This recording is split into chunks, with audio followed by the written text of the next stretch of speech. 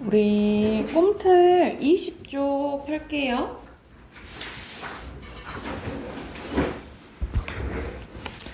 자, 20쪽 펴면 우리 저번 시간에 윤동주 시인 거 했는데 또 윤동주 시인의 작품이 하나 더 나왔네요. 자, 제목이 자화상이라는 이제 작품입니다. 자, 우리 자화상이 뭐야? 자기 얼굴 그린 거잖아, 그치? 그러면 당연히 내 얼굴을 들여다보겠죠, 그쵸? 그러면 고로 자신을 좀 이제 들여다보는 이야기로 생각하시면 되고, 항상 윤동주 시인의 경향은 보통 자아성찰하고 부끄럼 느끼고 그럼에도 불구하고 다시 마음을 다지고 이런 시의 내용이라고 생각하시면 될 것 같아요. 자, 총 6연으로 되어 있고요. 작품 했어요? 그러면은 22쪽 할 차례인가요? 22쪽. 선생님이 4까지 써놔서 어쩐지 한 느낌인데 다른 시간에 한 줄 알았어. 근데 5까지 했구나. 그러면 선우사 할게요. 자, 백석 작품입니다. 백석 나와도 일제강점기 때라고 생각하시면 되고요. 백석은 윤동주와 다르게 좀 비슷한 면도 있긴 하거든요. 근데 조금 다르게 어떤 이제 시를 좀 많이 썼냐면 말 그대로 우리 일제강점기 때면 이제 우리나라라고 쳐보자. 선생님 그림을 잘 못 그려요. 못 그려요. 우리나라 치면 우리가 일본에 이제 지배를 받다 보니까 우리나라에서 살기가 어렵잖아요. 그치? 그래서 아예 일본으로 가는 사람들도 있었고, 러시아 쪽으로 가는 사람도 있었고, 이제 중국 쪽으로 가는 사람도 있었단 말이죠. 그래서 말 그대로 우리 이제 민족이 해체되는 경우가 많았어요. 그럼 당연히 가족들도 헤어지게 되겠지, 그치? 그래서 가족, 민족 공동체가 말 그대로 해체가 됐단 말이죠. 그래서 이 해체된 가족이 다시 한번 합쳐졌으면 좋겠다, 화합됐으면 좋겠다, 이런 시를 조금 많이 썼다라고 생각하시면 될 것 같아요. 그러면 백석의 선우사인데요. 제목이 선우사인데 제목의 의미가 옆에 나와 있거든요. 먼저 한번 봐보자. 자, 선우사의 선은 반찬이란 뜻이고요. 우는 친구라는 뜻입니다. 그래서 말 그대로 반찬 친구, 친구 같은 음식에 관한 글, 그리고 밥과 반찬을 친구로 삼아 소개하는 글, 이렇게 해석이 가능할 것 같아요. 그래서 반찬 친구들이 나오거든요. 한번 봐볼게.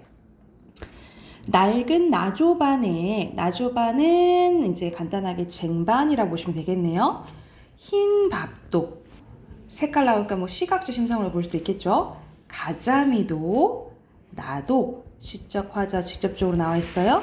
나와 앉아서 그냥 저녁이 아니라 쓸쓸한 저녁을 맞는데요. 그러면 화자의 처지는 어떤 거야? 정서는 쓸쓸한 거예요. 그쵸? 흰밥과 가자미와 나는 우리들이라고 표현했네. 그러니까 흰밥과 가자미와 나는 약간의 공동체 의식이 있는 거예요. 그쵸? 그래서 같다라는 일체감의 표시라고 보시면 될 것 같아요. 그 무슨 이야기라도 다 할 것 같아. 그러니까 속 얘기를 다 할 정도로 친한 사이다 라고 얘기를 하는 거예요. 그리고 우리들이라고 표현했으니까 사람처럼 표현한 의인법으로도 볼 수도 있겠죠. 그쵸? 우리들은 서로 믿었고 정답고 그리고 서로 좋구나. 우리 사이 너무 좋아 라고 얘기를 하는 거예요. 여기서는 뭐뭐하는 구나는 감탄형 어미거든요. 그래서 이렇게 감탄형 어미가 나오거나 감탄사가 나오거나 하면 영탄법이라고 보시면 돼요. 영탄법 써놓으시고, 그래서 우리는 사이가 너무 좋아요 라고 얘기를 하는 거예요.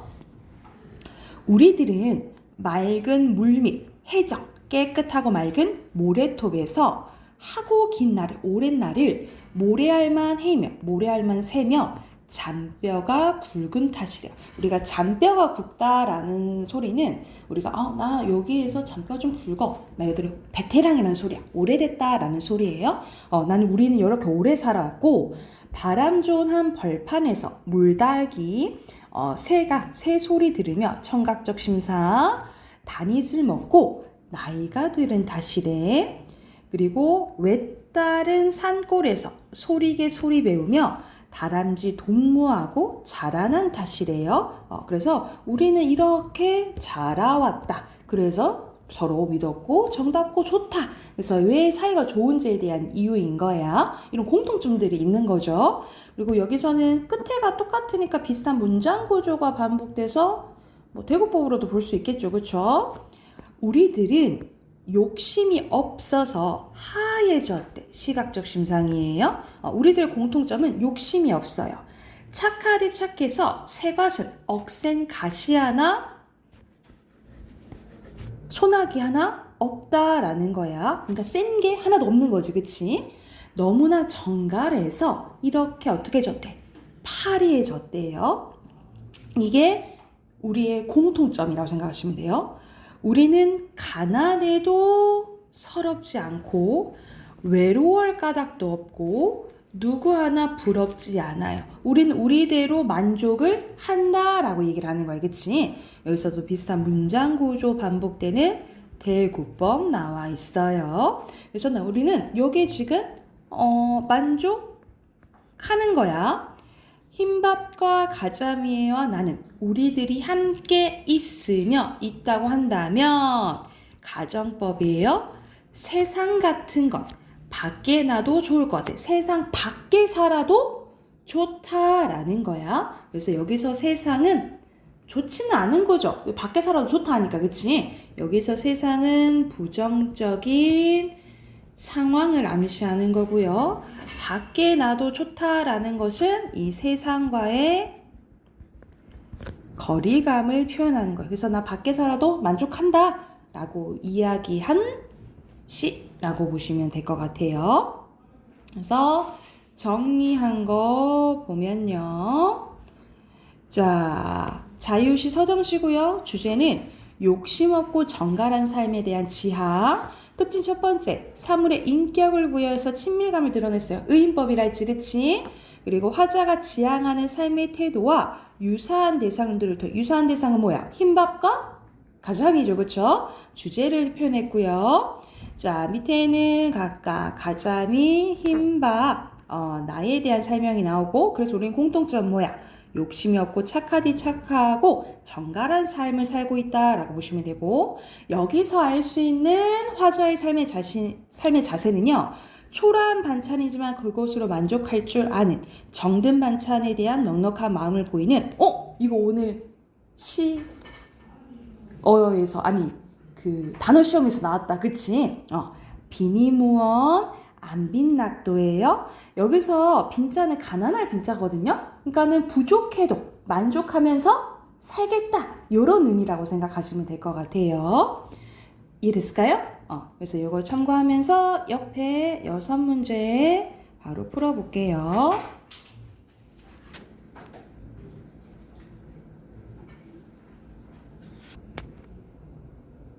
같이 한번 봐볼까요? 다 했나요? 좀 덜 했어요? 다 했나요? 1번에 표현상의 특징으로 알맞지 않은 것은 의인법 나왔고요. 비슷한 문장구조 대구법 나왔죠. 그리고 여러분 색깔이 나오는 시어는 나왔어요. 그치? 선생님 시각적 심상 나왔다 했잖아요. 그치? 근데 그게 뭐 상반되거나 그러지는 않았어요. 3번이고요.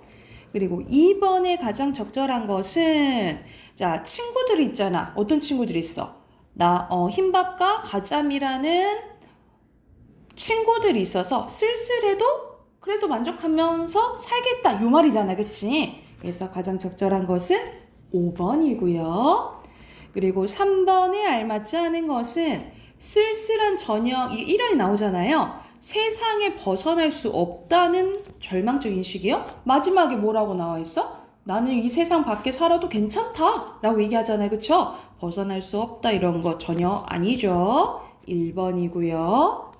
자, 4번에 적절하지 않은 것은 낡은 나조밭 좋지는 않은 상황인 거죠. 그쵸?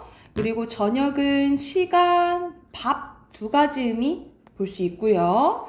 욕심이 없다라는 거는 가난으로 인해서 가난으로 인해서 생긴 거야?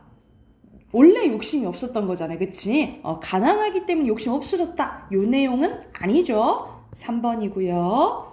그리고 5번은 자세히 봐야 돼. 정갈하다고 하긴 했어요. 근데 윤기가 넘친단 말은 안 나오지? 2번이고요. 그리고 6번의 시적 과자는 뭐예요? 나죠? 그리고 친구는 누구야? 흰밥과 가자미. 그리고 정서미 태도는 욕심 없고 순수하며 소박하죠. 됐을까요? 뒤로 넘겨서 백석 시인 거 하나 더 해볼게요. 뒤로 넘겨봅시다. 자, 이거는 뭐야? 너무 줄거리 형식이지, 그치? 되게 길죠? 여기서는 좀 자기 성찰과 좀 관련된 시라고 생각하시면 되거든요. 자, 흰 바람벽이 있대. 흰 바람벽이 뭔지 생각하면서 한번 봐볼게요. 또 저녁이네. 오늘 저녁 이 좁다란 방에 흰 바람벽에 어쩐지 쓸쓸한 것만이 오고 간대요. 또 이 사람의 정신 어때? 쓸쓸해? 그치?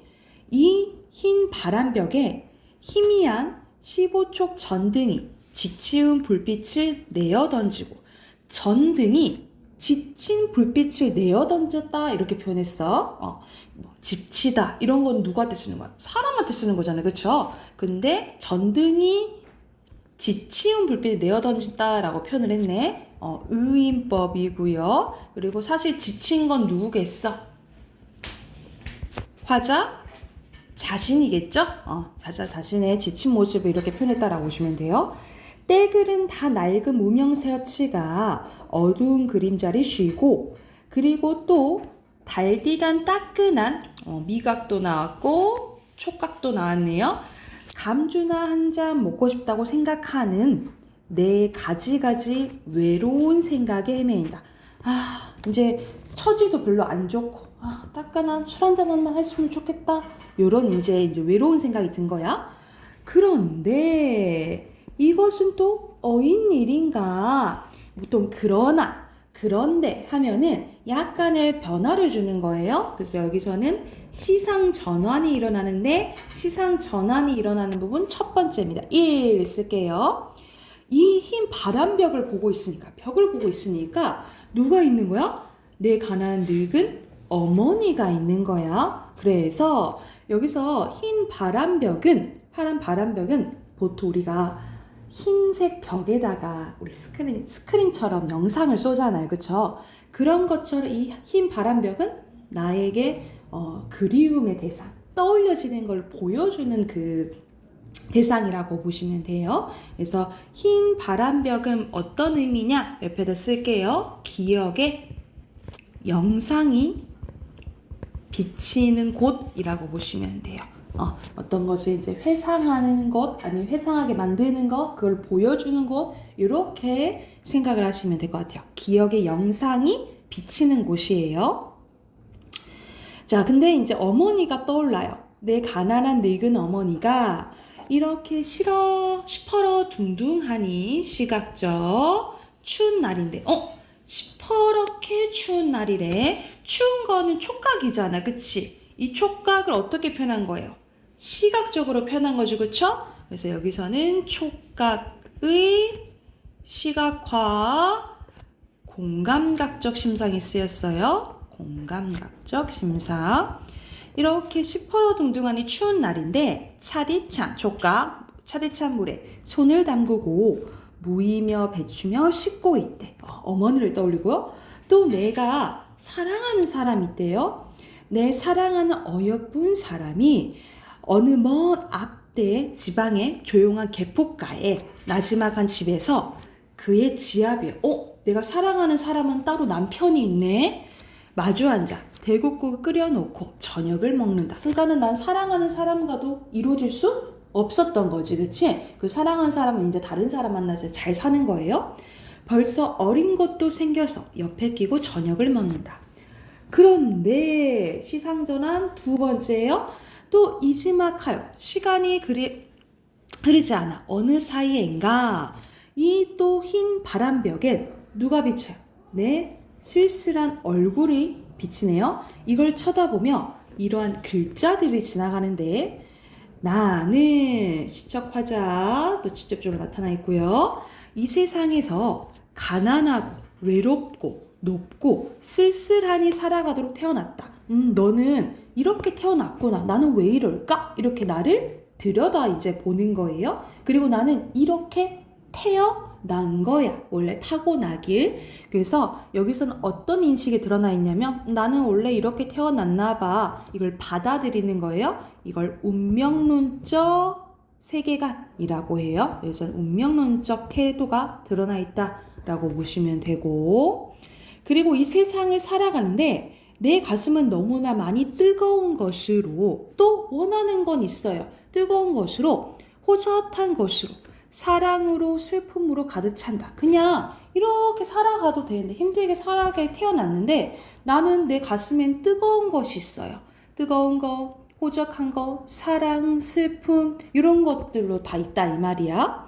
그리고 이번에는 나를 위로하는 듯이, 나를 울력하는 듯이, 울력은 뭐라 하냐면 힘을 실어준다 이런 뜻이에요. 힘력자야. 눈질을 하며 주먹질을 하며 이런 글자들이 지나가는 거야. 그러니까는 그냥 힘이 없는 채로 자포자기 난 원래 이렇게 태어났지 이렇게 살아도 되지만 나는 뭔가 주체적으로 살고 싶은 거지, 그치? 그래서 나를 위로하듯이 울력하듯이 이러한 글자들이 다다다다다닥 지나가는 거예요. 하늘이 이 세상을 내을 적에 그가 가장 귀해하고 사랑한 것들을 모두 가난하고 외롭고 쓸쓸하니 그리고 언젠가 사랑과 슬픔 속에 살도록 만들었나 보다 하면서 모든 이제 어떻게 생각하냐면 나를 미워해서 나는 불행해서 이렇게 태어난 게 아니라 원래 하늘은 다 이 귀한 사람들한테 다 조금의 힘듦을 주나 보다. 그리고 나중에 사랑과 슬픔과 이런 속에서 살도록 다 만들어졌나 보다 라고 여기서는 자기 위로하고 위안을 해주는 거예요. 그래서 이 힘든 현실을 극복하려고 마음을 다잡는 거라고 생각하시면 돼요. 그래서 여기서는 현실, 극복, 의지가 드러난다 라고 보시면 돼요. 내가 가난하다고 그리고 슬프다고 그냥 자포자기하는 게 아닌 거야. 초생딸과 바구지꽃과 짝새와 당나귀가 그러하듯이 직유법, 그리고 또 프랑시스 잠과 도연명과 라이너 마리아 릴케가 그러하듯이, 여기서는 저게 좋아하는 이런 시인들의 이름이 이렇게 나열되어 있거든요. 자, 이 사람들의 공통점은 뭐냐면 이 사람들도 쉽지는 않았어요. 쉽지 순탄한 삶을 산 사람들이 아닌 거야. 그래서 이 사람들이 순탄한 삶을 살지 않은 것처럼 나도 이 사람들처럼 견디면서 살겠다라고 다짐한 시라고 보시면 될 것 같아요. 그래서 위로 올라가서 정리된 거 보면 주제는 고단한 삶 속에서 고결함을 잃지 않으려는 삶의 의지고요. 화자의 내면 의식의 흐름에 따라 시상이 전개되고 흰 바람벽을 뭐처럼 스크린처럼 활용해서 화자의 내면을 보여줬다라고 보시면 돼요. 밑에 화자의 태도입니다. 현실에서 소외된 처지로 인해 외로움에 잠겨 있다가 자기 위안하며 현실 극복한 의지를 보여주고요. 흰 바람벽의 기능은 이 화자가 바라봄으로써 외로움도 느끼고 그리움의 대상도 떠올리고 마지막으로 자신을 들여다보면서 그 자신을 극복하게 하는 역할을 한다 이렇게 생각하시면 될 것 같아요. 그리고 맨 밑에 봐봐. 선생님이 이제 언급은 안 했는데 여기서 나타나는 토속성이 있어요. 여기서 보면은 약간의 사투리가 이제 나오는데 독특한 방언은 이때 당시에 우리의 고유의 것을 지키고자 하는 노력, 일제에 대한 저항이 드러나 있다라고 생각하시면 될 것 같아요. 그래서 밑에 풀이되어 있는 것들 있잖아요. 그쵸? 이런 것들이 약간의 말투에서 방언이 드러난다라고 생각하시면 될 것 같아요. 이해됐을까요? 참고하면서 또 옆에 문제 풀어볼게요.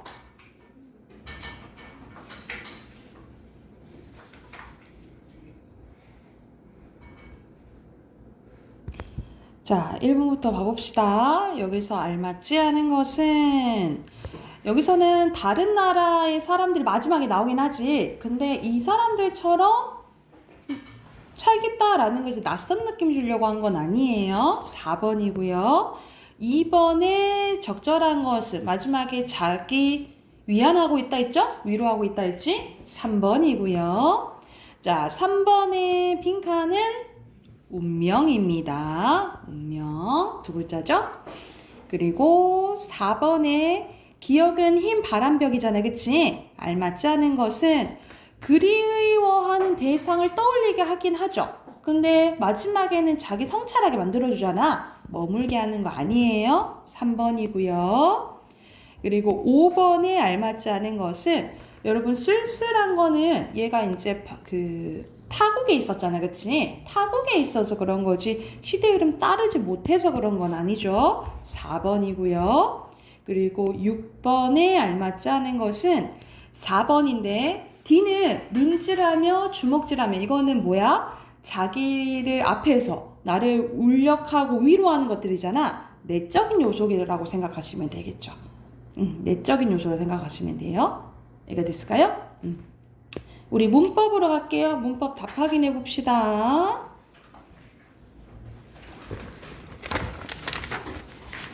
210쪽입니다.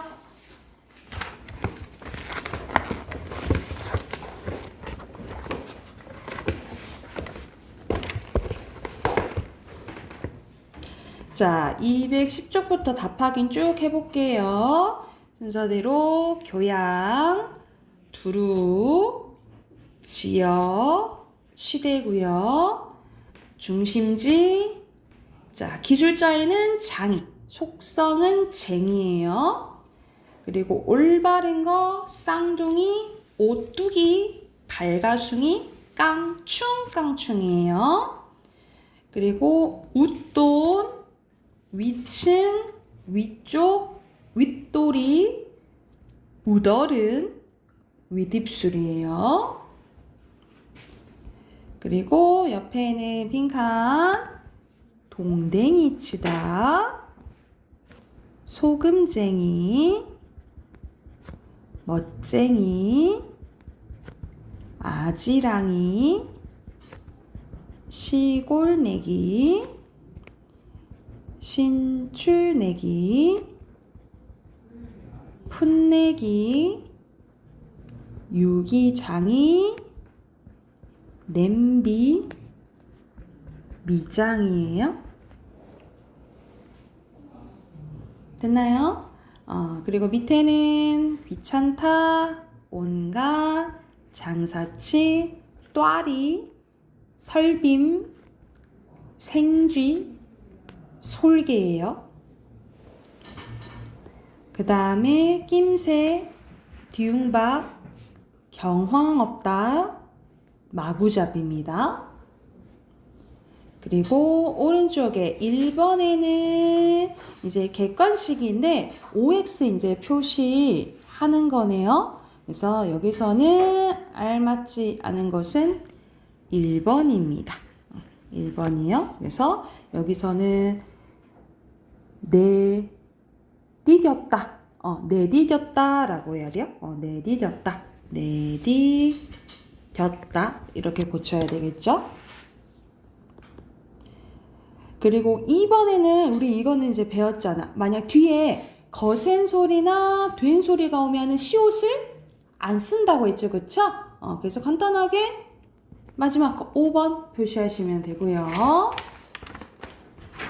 뒤로 넘겨서 1번에 올바른 예를 이제 고른 건데, 자, A에 들어갈 거네요. 그쵸? A에 들어갈 건데, 본말과 어간과 어미가 결합한 말인지, 그럼 예래요.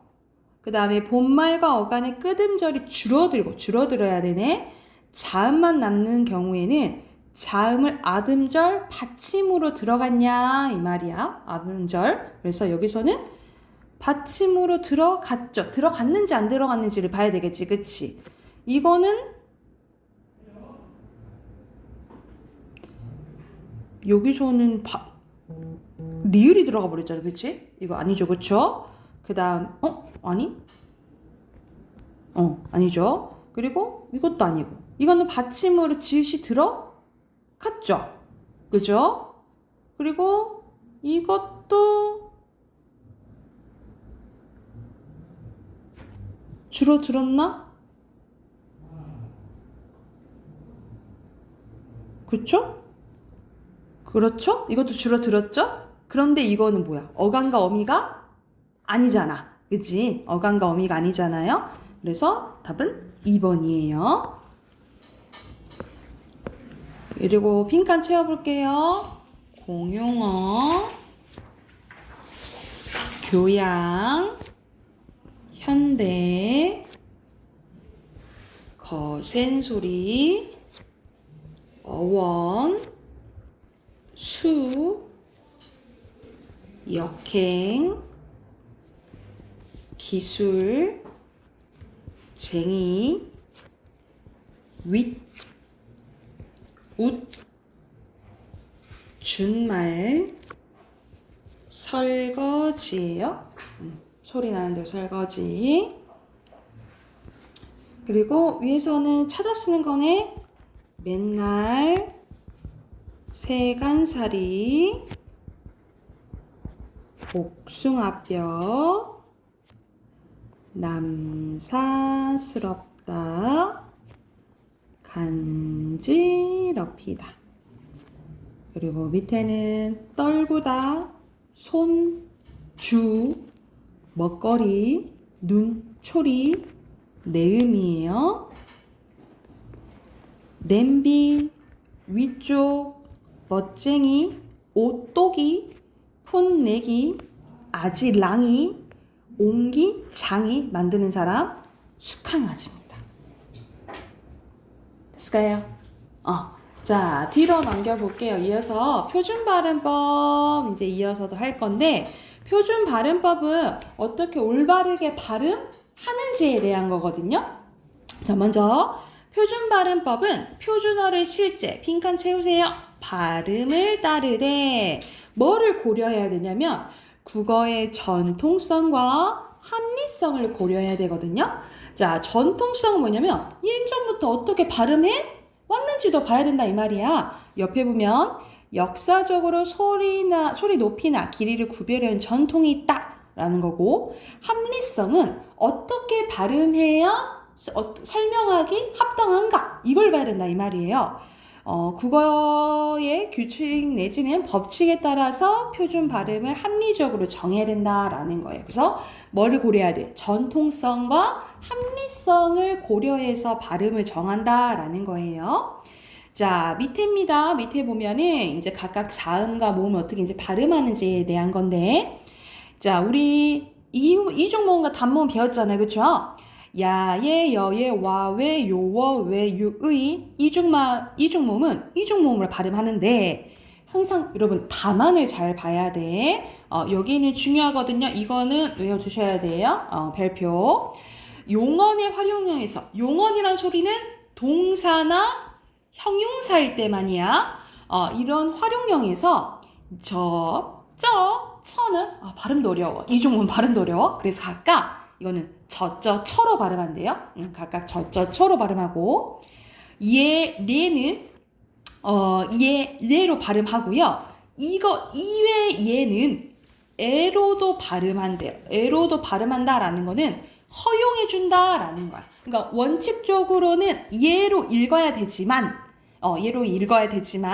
만약 얘가 아니면 에로 발음하는 것도 허용해줄게 이거예요. 그래서 봐봐, 연계로 원래 읽어야 되지만 뭐 가능하다 이 말이야. 연계, 이것도 가능하다 이 말이에요. 그리고 의 발음이 나와 있는데 여러분 의 발음을 잘 봐야 돼. 자, 의 발음은 이중모음이니까 원칙적으로 의로 발음해야 돼요. 자, 그런데 만약 자음을 첫소리로 가지고 있는 것은 무조건 이로 발음해야 돼요. 자, 여러분 이것도 의로 읽고 요것도 의로 읽지. 그치? 모음 앞에 있는 이응한 스음이 안 새는 거라 했어. 그쵸? 이건 자음이 없는 거야. 자음이 없을 때는 의로 읽어야 돼요. 첫 번째 글자일 때는. 근데 만약 첫 소리를 갖고 있어. 자음을. 이런 식으로 갖고 있어. 갖고 있는 거잖아. 그치? 이럴 때는 무조건 뭐로 읽어야 된다고? 이로 읽어야 된다고. 히 이렇게 읽어야 돼요. 무조건 히. 자, 그리고 밑에 봐봐. 첫 음절 이외의 의는 이로, 조사의는 에로 발음 허용한대요. 자, 허용이야. 자, 원칙적으로는 의로 읽어야 돼. 의로 읽어야 돼. 봐봐. 이거는 무조건 원래 원칙적으로는 의로 읽어야 되는데 첫 번째 글자가 아니잖아요. 첫 번째 글자가 아니면 이로 발음한 거 허용. 근데 첫 번째 글자는 무조건 의로 읽어야 돼요. 첫 번째 글자면 무조건 의로 읽어야 되는데 만약 첫 번째 글자가 아니면 뭐 허용? 이로 읽는 거 허용. 근데 만약 조사다. 이걸 관형격 조사라고 하거든요. 조사면 원칙적으로는 의로 읽어야 되지만 뭐 허용? 에로 허용이에요. 그러니까 우리의 집도 되지만 우리의 집도 된다 이 말이에요. 이해됐나요? 그래서 선생님이 항상 적으라고 하는 게 뭐냐면 이거는 적어 놓을게요. 가장 많이 예로 나오는 게 이거예요. 민주주의의 의 쓰시고 의가 많지 그치? 이게 다 어떻게 발음되냐? 이제 물어보거든요. 자, 민주주의 할 때는 이건 첫 번째 글자가 아니죠? 그쵸? 그러니까 원칙적으로는 의로 발음해야 되지만 뭐 가능? 이 가능한 거예요? 그치? 근데 이때 의는 조사예요. 그러면은 의로 발음해야 되지만 뭐 가능? 조사니까?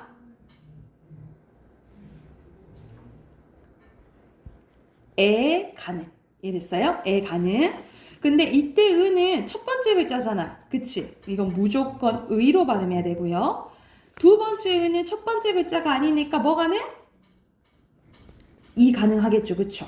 그래서 경우의 수가 몇 개가 나온다?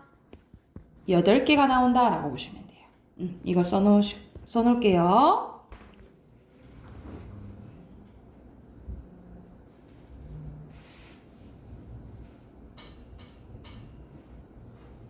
됐나요? 자, 밑에는 음의 길이입니다. 모음의 장단을 구별하여 발음하되 단어의 첫 음절에서만 빈칸 긴 소리예요. 긴 소리가 나는 것을 원칙으로 한대요. 그러니까 우리가 소리의 길이를 통해서도 뜻이 구별해야 된다 했잖아요. 그치? 그래서 우리가 밤, 깜깜한 밤, 먹는 밤, 뭘 길게 발음한다 했어? 먹는 밤을 길게 발음한다 했잖아. 그런데 첫 번째 글자에서만 길게 발음하지 두 번째 글자에서부터는 길게 발음해야 안 해. 안 한다. 요 소리예요. 자, 그리고 받침의 발음 봐볼게요. 우리 받침의 발음. 우리가 이거를 이제 음절의 끝소리 규칙이라고 하는데 우리가 표기할 때는 쓸 상관이 없어. 근데 우리 발음할 때 있죠? 발음할 때는 이 7개 중에 하나로 바뀐다라는 거야. 그래서 보통 가느다란 물방울 이렇게 외우라고 해요.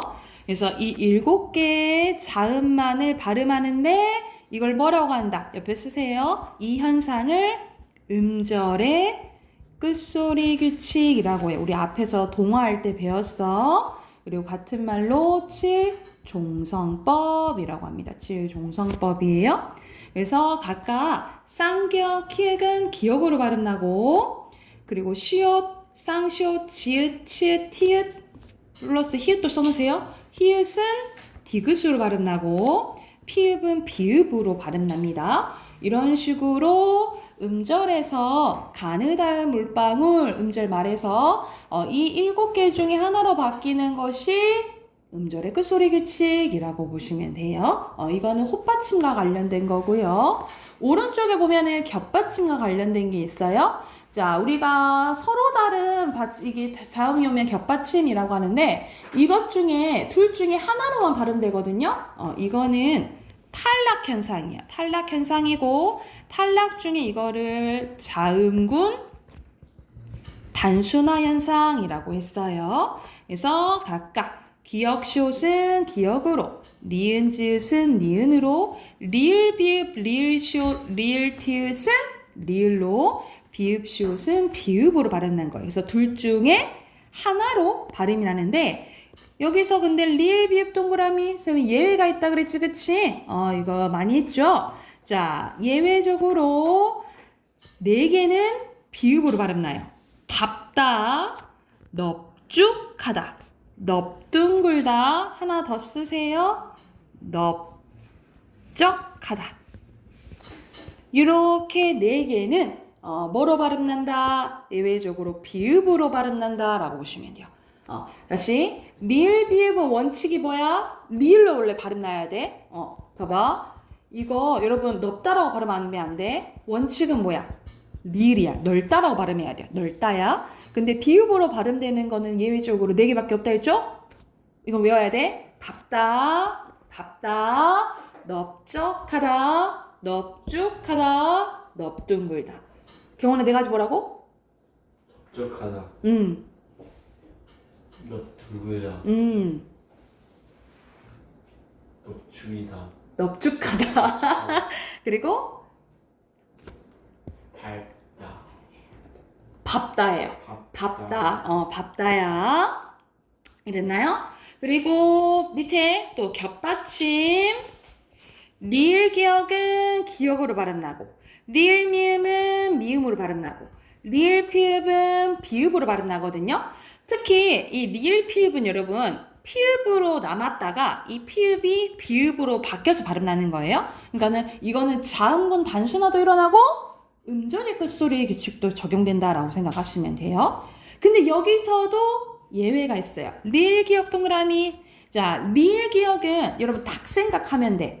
원칙은 기역이야. 원칙은 기역인데, 그런데 용언의 어감 발음에서는 어감 발음 리을 기역은 기역 앞에서는 리을로 발음나요. 자, 어떻게 생각하시면 되냐면 리을 기역 뒤에 기역이 오잖아요. 그러면 리을로 발음된다라고 생각하시면 돼요. 리을 기역 뒤에 기역이 오면 리을로 발음나는 거야. 자, 봐봐. 이거는 원칙적으로 뭐야? 막다예요. 막다. 그치? 막다야. 근데 리을 기역 뒤에 기역이 오잖아요. 그럼 어떻게 발음 난다고? 리을로. 맑고 이렇게 발음이 난다고. 이해됐나요? 그래서 이것도 별표. 이것도 2개는 알아두셔야 돼요. 됐을까요? 그리고 밑으로 갑니다. 제14망입니다. 헛받침이나 쌍받침이 빈칸 모음입니다. 모음으로 시작하는 조사나 어미, 전미사 결합되는 경우에는 제음가대로 뒤음절 첫소리를 옮겨 발음한대요. 뒤음절 첫소리를 옮겨 발음한다라는 거는 그냥 연음된다라는 소리야. 그리고 조사나 어미나 전미사는 의미가 없는 형식 형태조라고 보시면 돼요.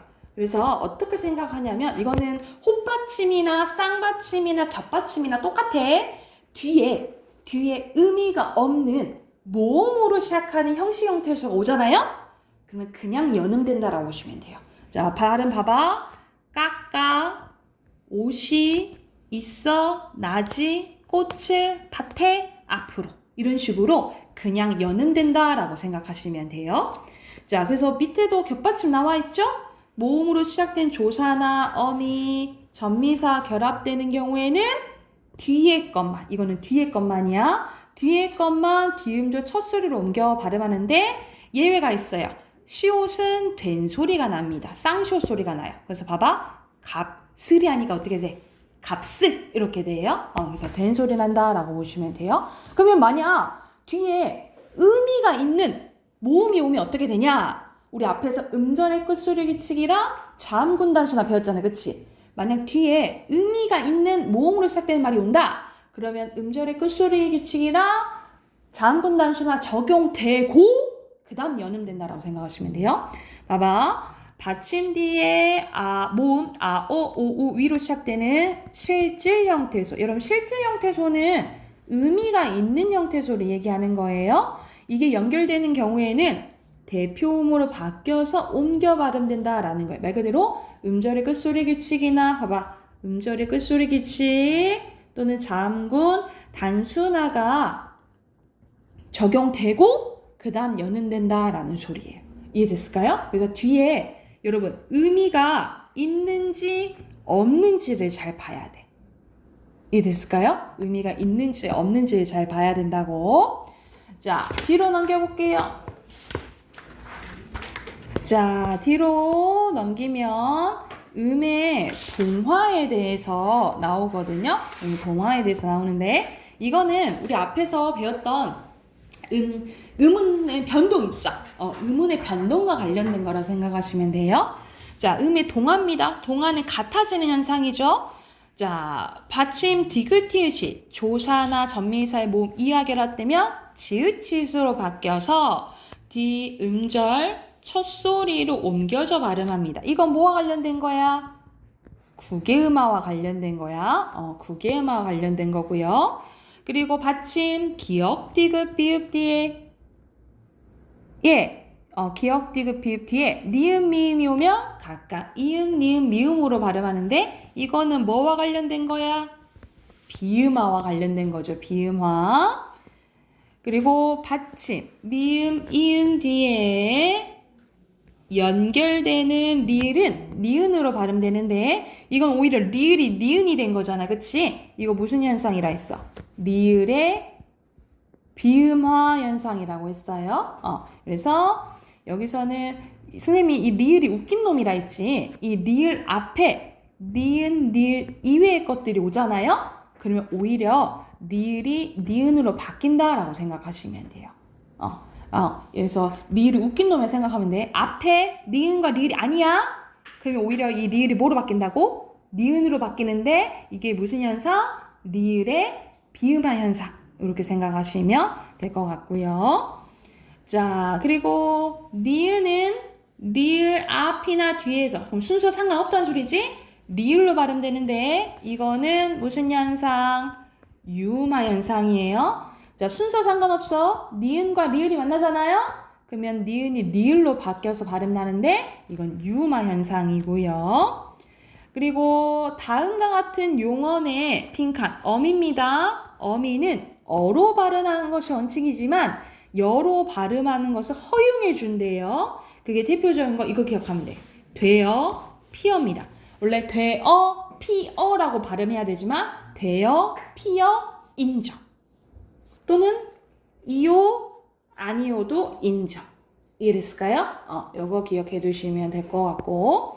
자, 또 표준 발음 한번 가보자. 계속 이제 음운의 변동 관련되게 나와요. 경음합니다. 경음하는 같은 말로 써놔. 된소리대기예요. 된소리대기야. 된소리대기 이제 조건이 나와 있는데 이거 선생님이 4가지 외우라 했는데 기억을 하려나 모르겠어요. 자, 첫 번째 조건입니다. 앞에 기역, 디귿, 비읍 뒤에는 다다사자가 이게 오면은 된 소리가 나요. 자, 어떻게 외우라고? 파열음 기역, 디귿, 비읍 뒤에 다다사자가가 오면 뒤에가 된 소리가 난다라는 거예요.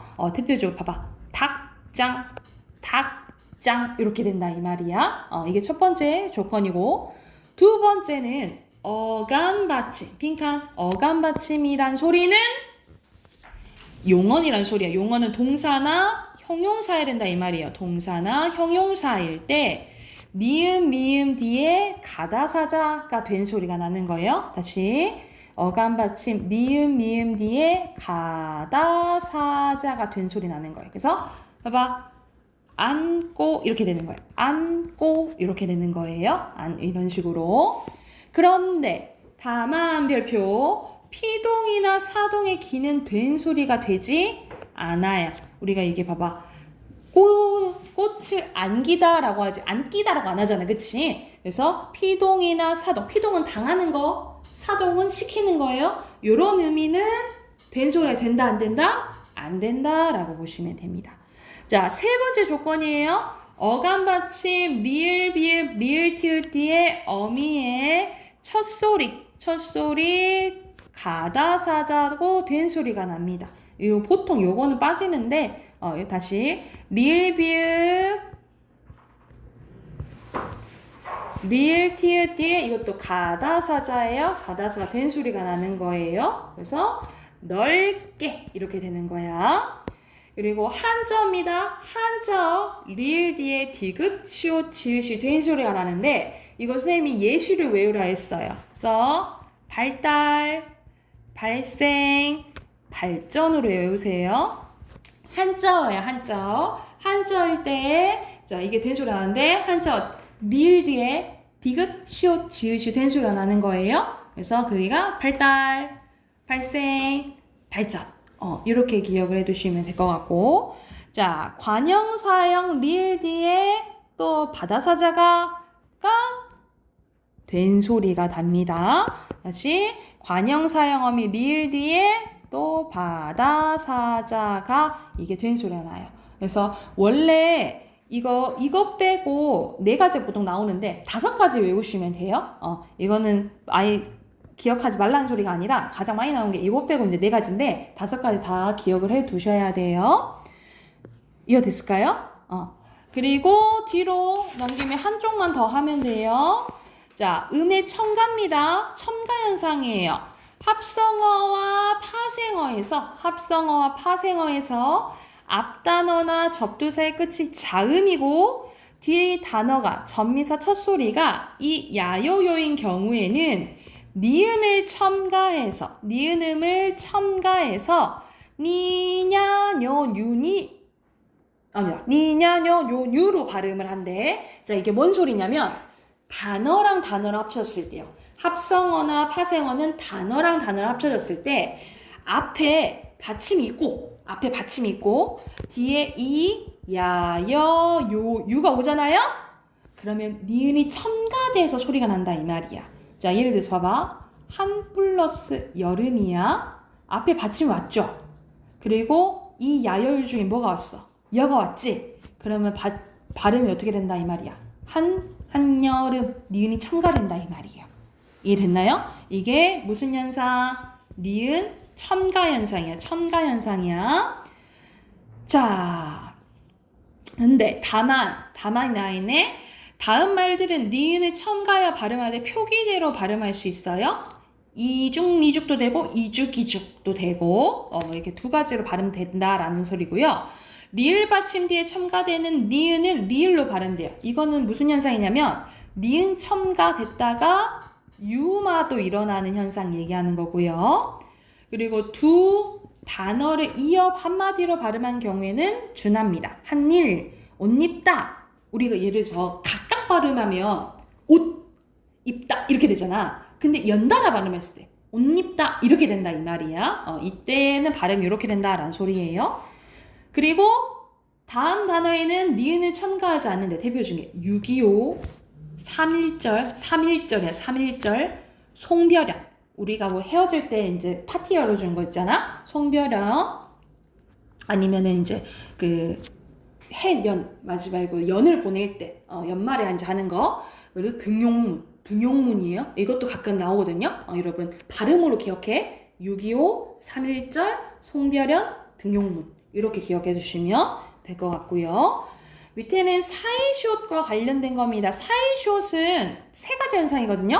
이것도 단어랑 단어를 합쳐졌을 때 뒤에가 된 소리가 나거나 니은이 덧나거나 니은으로 발음했을 때 치옷이 들어가는 현상이거든요. 근데 이거의 조건은 뭐냐면 고유어 플러스 고유어거나 고유어 플러스 한자여야 돼요.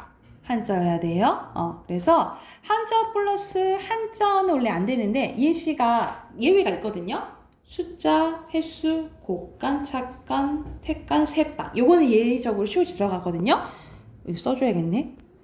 자, 여기는 안 써져 있네요. 그쵸? 그치? 왜 이렇게 안 써져 있지? 여러분 예외적으로 쓸게. 한자 플러스 원래 한자는 사이시옷 환경이 원래 안 돼요. 그런데 예외적으로 시옷이 들어갑니다. 이건 추가적으로 쓸게. 외우시면 돼요. 숫자, 횟수, 곡간, 착간, 퇴간, 셋방. 얘네들은 예외적으로 원래 한자 플러스 한자여서 시옷이 들어가면 안 되는데 예외적으로 시옷이 들어간다. 이렇게 생각하시면 돼요. 이해됐을까요? 자, 여기까지 내용이고 옆에는 문제는 우리 내일 와서 풀자. 내일 와서 풀게요. 자, 숙제는 틀린 단어 써오시고 3강 외워오세요. 아셨죠? 3강만 공부해 오세요.